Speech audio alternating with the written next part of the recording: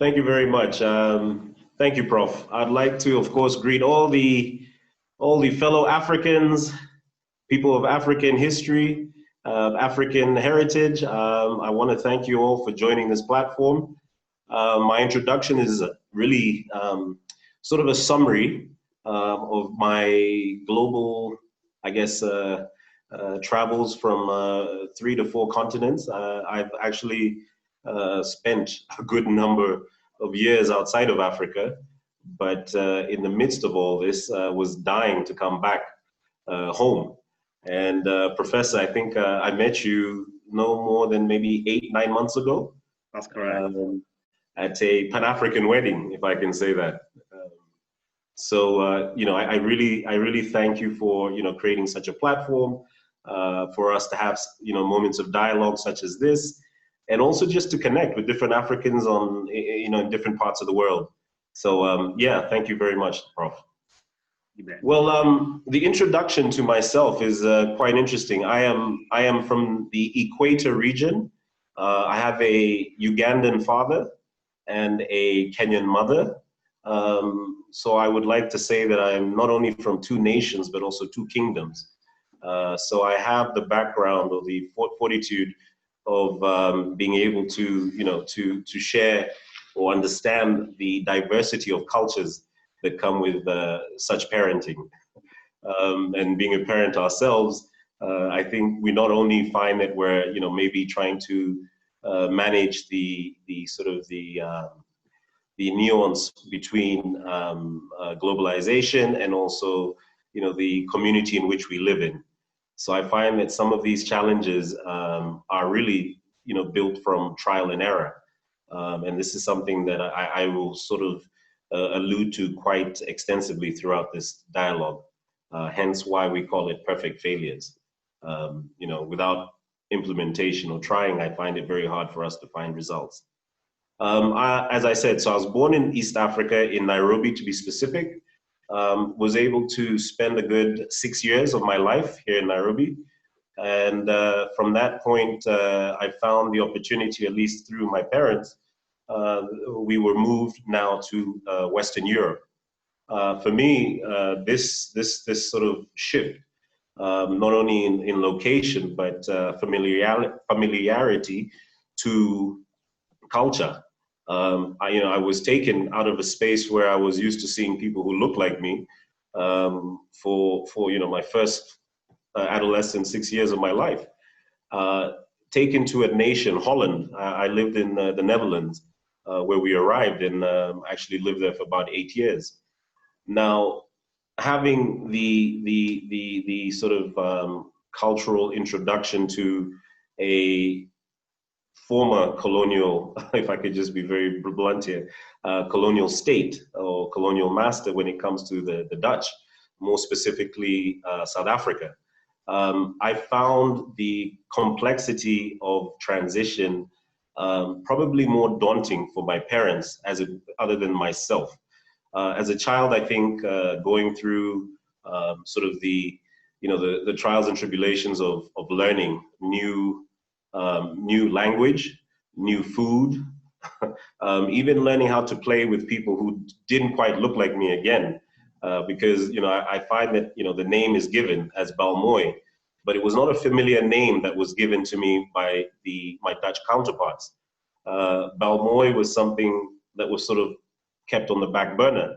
I had many names. Even I think the first time I heard the N-word, it was given to me at age 6.5. I'd never heard this, living in Kenya or on the continent.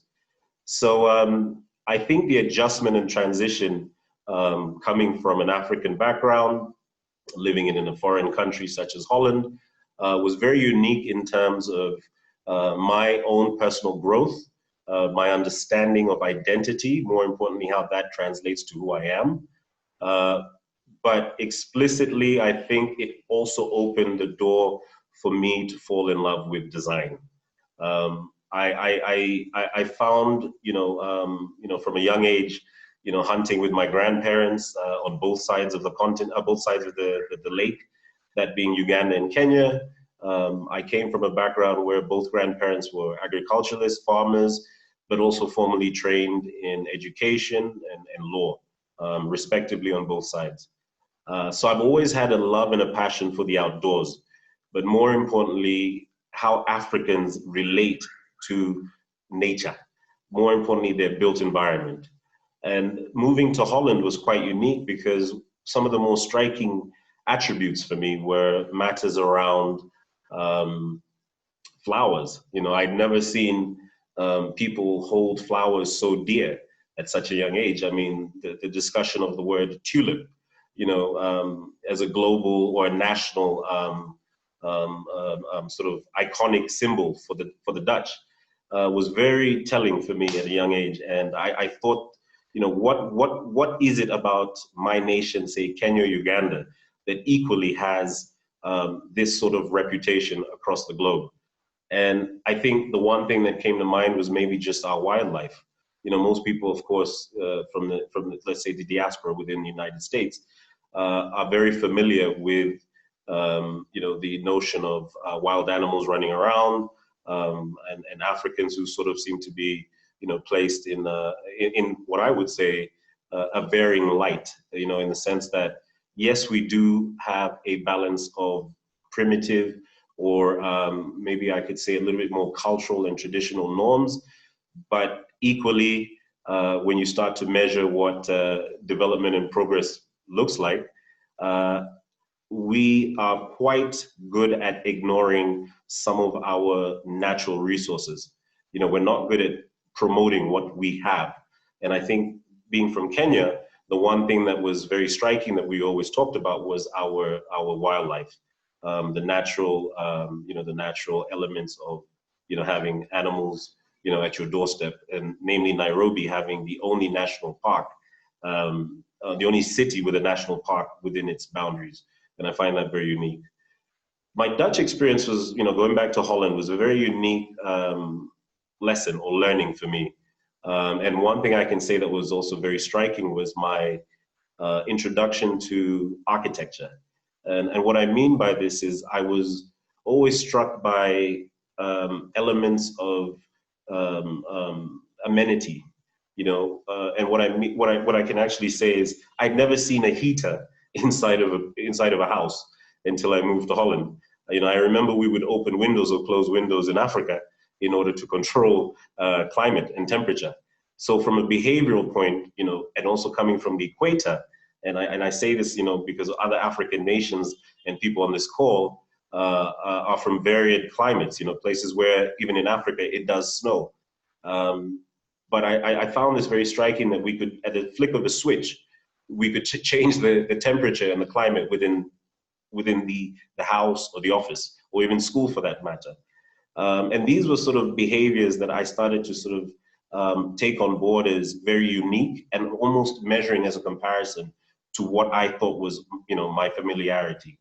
And I can also say that my first introduction into when I first realized I think I wanted to be an architect, but maybe not understanding what type of architect, was a visit I took to Anne Frank's museum.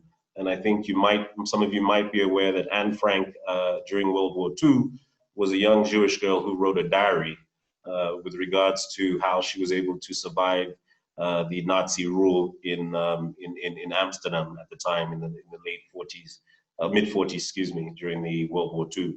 And for me, being able to understand that a family of 6, 7 people lived behind a bookcase, you know, at a young age was very compelling. And I realized the importance of space, how space and behavior can take a role on either manipulating or guiding certain attributes to one's livelihood. And that was really the case or the point in my life when I said, hey, there's something very unique here. And it's something that I definitely took on board and started to develop even further. And I think from age 8, I knew I wanted to be an architect. So that was really the first introduction to architecture. I then was able to have the opportunity to move back to Africa. I did my high school training in Kenya as well, equally, while I was in school in Kenya, I was a boarder, like a lot of us go to boarding school. And through this, my parents had actually given us the opportunity to live in Arusha, Tanzania, which I felt was very, captivating as well. Equally now, where I got introduced to more of a socialist uh, um, um, um, framework in terms of how people live. Very Tanzania, I can actually say to me at the time in the mid 90s, was a moment where I think I think we had a Mkapa, Benjamin, who has just passed on, the late president. Benjamin Mkapa was the president at the time. And I recall one of the most striking moments was the genocide that happened in Rwanda, namely in 94, and how that too had another form of impact, not only on myself, but mostly on the behavior around the community at large, those being Tanzanians, Kenyans, Ugandans, Rwandans, and the flock of immigrants that ran to Nairobi, Kenya, and just naming this specifically being a hub for a lot of refugees during that period. I found it also equally interesting how I was able to engage and meet so many different children, of my contemporaries, who were giving us stories of not only the fear that came with the genocide, but more importantly, the notion of having to restart, having to sort of recalibrate what it is to be an African within another African nation. And there was a lot of stigmatization that also just came with being somebody from, say, Rwanda.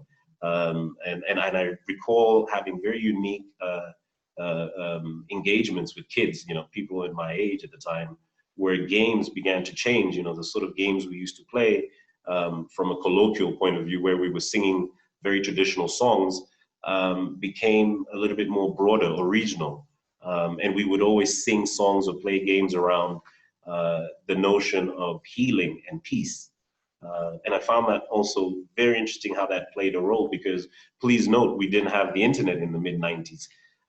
So the storytelling that also translated into our engagements was very unique in itself. So sort of fast forwarding, finishing high school, and please let me also note for the West Africans on the call, I also lived in Ibadan. I was able to live in Nigeria for about 3 years as well. And I found that very unique, not being in Lagos, but being in a smaller town with a little bit of I sort of feel like Ibadan was like the Boston of Nigeria. It was very academic, very educational. Lagos was the New York, very fast paced, a lot of finance, money, entertainment. Ibadan was a tranquil space for me. I recall in my late teens, it was a place of learning, a place of discovery, and more importantly, being able to really relate with the notion of being African. Nigeria has always been a place for me where I could see that there was very little compromise in terms of being a Nigerian, whatever that began to mean. I learned later on in life, but West Africa to me is far cry from the timid nature we have in the East, and I commend sort of this resilience that I've experienced living and having visited parts of West Africa, and also I think Lisa on the call last week had alluded to her moving to Port Harcourt and having a lovely experience and sort of discourse around the African continent. So I'm very excited and have been very excited to hear other people's experiences with regards to this. And then I had an opportunity, of course, now to go to university in the United States. I think for what it was worth, I was looking to go to school somewhere up north, because you sort of hear America, and having already visited, you look for the sort of the progressive nature of being in, say, a New York or a Washington, D.C. There's a lot of Africans in such cities. But I ended up going to an art school in Savannah, Georgia. So here I am south of the Dixie line, right there in the deep, deep south. and more importantly, in a city that has a very strong Civil War history. More importantly, also a very clear separation of race and equality. Savannah is a very unique city in terms of the European reference because it's one of the first original settler towns that the British came to in 1790 something. Apologies for not having the date right, but it's about 300-400 years old. And the preservation of this historical city I found very telling. More importantly, the notion of how World War II impacted the women of Savannah, Georgia, who came together to create a historical board. Most of the men that were living in that city had been shipped out during the draft for World War II. So a lot of these women leading from the late mid-40s into the early 50s took ownership of their community. They took ownership of their homes. Their husbands either passed away during the war, their sons and husbands also never came back, or either when they came back, there was a lot of trauma. So it was very telling to see what communities such as this also took on board from a behavioral standpoint, especially when you could see that there were failures within, say, the family dynamic, not having, one family member, one parent in the home. And I found that quite telling. So Savannah, Georgia was able to work in the US as well for some time. And I think one of the most striking elements of my experience too was having had a job or a very traumatic experience living in New York. And I feel that the notion of, sort of the fast-paced nature of New York, which I still equally measure with Lagos, I was unable to keep up with a lot of this at some point in my life. And and for what it's worth, the failure or the challenge that was brought on to me came in the form of being homeless. I actually lived on the subway on one of the trains from, I think it was from the Bronx to Coney Island for about 6 weeks of my life. And I think, and I can actually tell you for a certain fact, that was the first time I began to realize that there was a direct correlation with people's habits, people's behaviors, people's silent engagements. I began to look at people, on all these train trips I took every single day. Like I said, living on the train, living in the subway, all the amenities and luxuries of, the security of being, having a 9-to-5 job had disappeared. I really had to start from zero. And mind you, this was in between my bachelor's and master's. And this is the first point in my life, I think, where I realized I had a knack with reading people, but reading people when they don't speak, when they don't, it's more about their actions, more about their mannerisms. And I think this had a lot to do with the experiences that had been brought on, having had lived in Europe, as well as going back and forth to different parts of Africa, amongst the different communities and kingdoms. And I found this also very rewarding in this experience. The other challenge that came about was getting out of this. I was given a job in the city in New York where I would sign, I would actually go around, all over Manhattan, trying to stop people in New York City, stop you from walking, get your attention, which means I had to come up with a spiel. What I was then doing was allowing not only myself to introduce, the customer to a book that I had, and this book was really me being able to get them to sponsor a child in Africa. So I was those guys who were wearing the Plan International, Oxfam, all those different shirts, and getting people to actually pull out their credit cards, not only just stop, but pull out your credit card and get you to sign and sponsor a kid in Africa. So this was the job I took once I came out of that little challenge of being homeless. I can honestly say, for whatever it's worth, it was probably on paper one of the most challenging things I've ever done. But the experience, the 6 weeks I had, and let's just say maybe other experiences that were brought on, were indicative to the success I had in stopping, engaging, and having dialogue with any random New Yorker. I mean, we were stopping guys with $5 or $5 million in their bank. We didn't really know, but it was the ability to read an individual, grab their attention, hold their attention, and also find the trust in that individual to pull out a credit card and actually sign up on a child. That was one of the hardest jobs I think I've ever done, with a lot of success. Led me to go back to university, finish my master's, architecture, and then I would say around 10 years ago, I found it about the right time to move back to the continent of Africa. Upon moving back, I, of course, needed to find a way to understand how architecture is practiced within the sort of the lay of the land of Eastern Africa. And I found it also very unique that the type of technical language that was being put into the architecture didn't sound African. I couldn't relate to it because a lot of the stuff that was being built in this continent still sounded like it was very Western. And please note, we no longer embrace vernacular architecture as Africans. For us, we look at, the shiny glass buildings.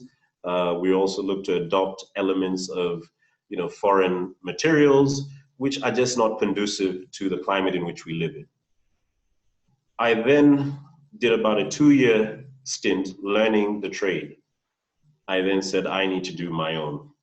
I went on and worked in Kigali for about a year, also within the behavioral space, a lot of analysis around products, seeing how people react, so more of a user experience, and designing interior spaces for corporates. And then this led me back to Kenya after a wonderful experience in Rwanda. And moving back to Kenya, I started a company co-founded a company called Cave. And Cave was, I think, probably the baby that sparked a lot of ideas. And what I mean by this, Cave was the seed that was planted in terms of the discourse of architecture. The idea that we already call ourselves cavers, and in the notion of cavers was we were going to question the origin of all ideas. We were going to take ourselves back to the origin of man. And what this meant also was being able to identify and do research around how man once lived. And and when I say man, I'm speaking about just the human, sort of the human discourse of how we absorbed and brought shelter to our given needs based on the climatic challenges that were faced. And we were able to craft a manifesto through the research that we did. And we did a short video that was broadcast and showcased in 2017. And from this short 8-minute video, we were able to win a Pan-African Architecture Prize, which was just really an ethos, a discussion around what we as Africans need to consider. More importantly, even trying to decolonize the notion of what comfort and shelter looks like in the African context.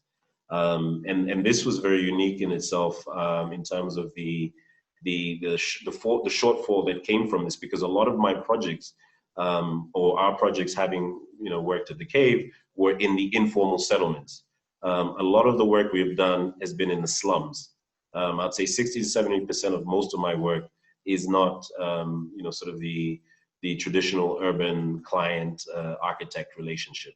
There's a very heavy focus on not only just the user experience, but a heavy focus on the heritage aspect of what it is to be an African. And that is a relationship we have with the built environment, we have with ourselves as humans who are users, and then more recently, the digital space, how the digital space also impacts the environments in which we we find ourselves engaging. So cave was a wonderful experience, led me then to, after about a 4.5-year stint, I exited from the cave and started a company called Matter Open Lab, or for short, MO. Matter Open Lab is still in its early conception. It's a research platform that has a heavy focus on historical preservation, heritage, as well as all matters around culture, the nuance of culture and the engagements of the user experience around that. And what I mean by this is, I'll give you an example where we've done a project on a historical ruin here on the Kenya coast. And not only have we told the stories around the heritage of the ruins and what they're being used today, but more importantly, what the ruins were symbolic of 400 years ago. We have then taken this information and transformed it into 2 or 3 platforms. We've started to build video games that showcase these architectural heritage sites in the African context. So these video games are spaces for storytelling, spaces for education, and even as far as taking it into curriculums. We're looking to build curriculums around some of this data that we're sitting on for the surveys of most of these structures.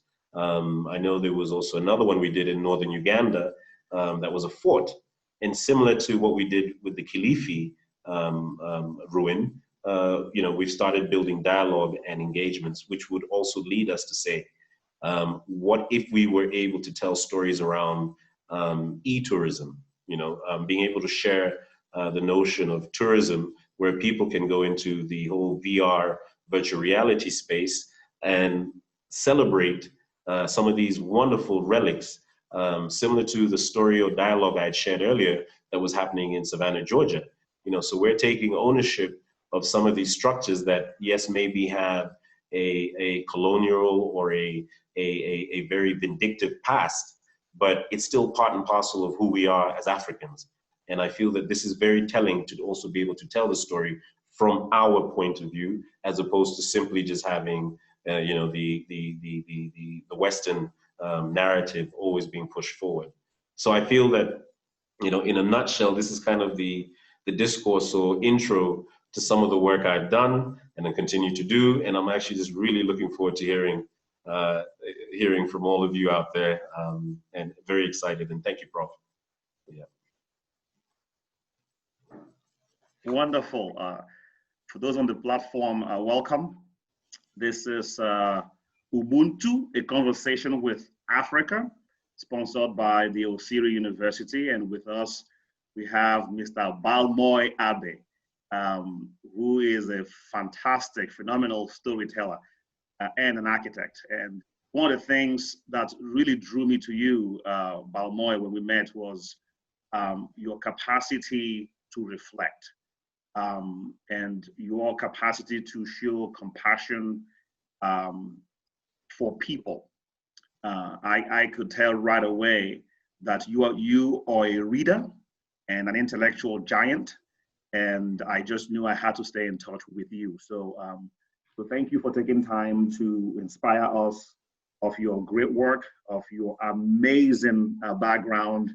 And you just told the story like the Africans, our ancient African ancestors would do. That's something I think we have lost as Africans, our ability to tell stories. That is really something I think we need to begin to relearn.